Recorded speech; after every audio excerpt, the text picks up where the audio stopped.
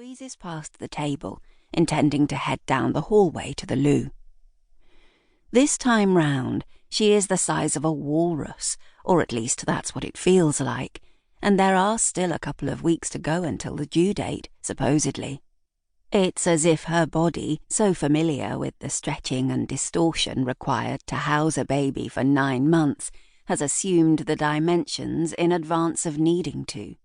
She slides her hands around to the front of her bump where, although she can't feel them through her kitten-patterned pyjamas, she knows that the stretch marks are.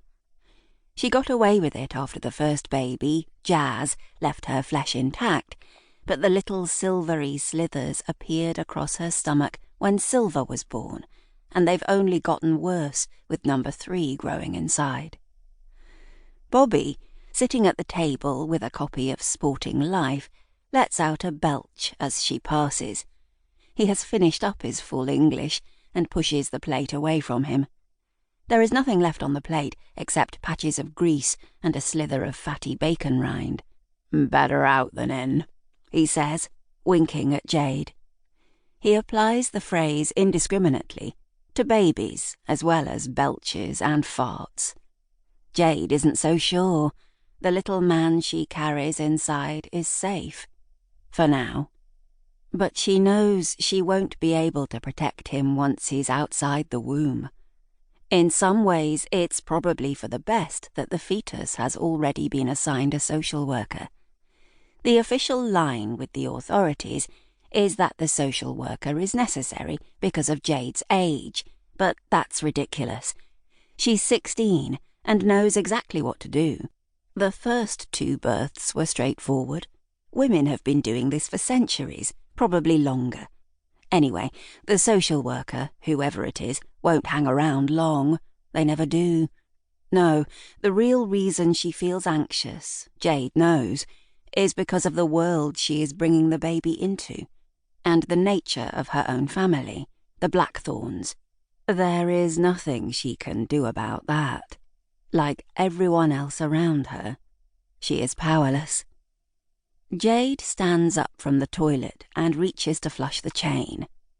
Chain is the word she uses in her mind, but it's a generous description when no such thing hangs down to pull on. The mechanism has been broken for as long as she can remember, so you have to stand on the paint tin next to the toilet bowl, push it down with your hands, and then hook it up with a screwdriver to make the cistern refill. As she performs the familiar action, she feels the first of the telltale tightening pains around her belly and senses that today is going to be the day, early or not. She sighs hopelessly. What will be, and there is nothing whatsoever she can do to change that. She wouldn't even know where to begin. Jade is so very tired, and the tiredness resigns her to the inevitability of it all. What little fight she might have once had has been well and truly knocked out of her, for good. In the bathroom, she stuffs a few things into a carrier bag, deodorant and a toothbrush. It's a toothbrush that has seen better days, but it's the sort of thing that you only notice when someone else is going to see it. Perhaps they'll give her a new one in the hospital. They've probably got some toothpaste in the hospital too. She hopes so. She selects a couple of the least grubby t-shirts from the pile on the floor in the bedroom she shares with 2 sisters. Patty, smoking out of the bedroom window, turns and raises a knowing eyebrow as Jade stands back up and lets out a little groan when another stab of pain comes. "It's happening then?" Jade nods. "I think so. Soon, anyway." "Oh, just as well. Can't stay in there forever." Jade nods again. Patty hesitates for a moment and then goes over to give her sister a hug. Jade is surprised by the gesture. They aren't usually a demonstrative family, not in that way. She nestles her head into Patty's shoulder. It feels nice, if a bit weird.